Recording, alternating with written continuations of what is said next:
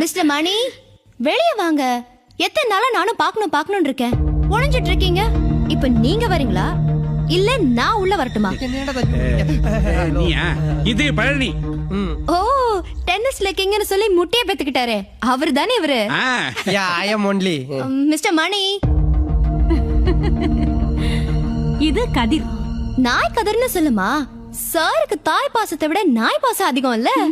Mister மணி.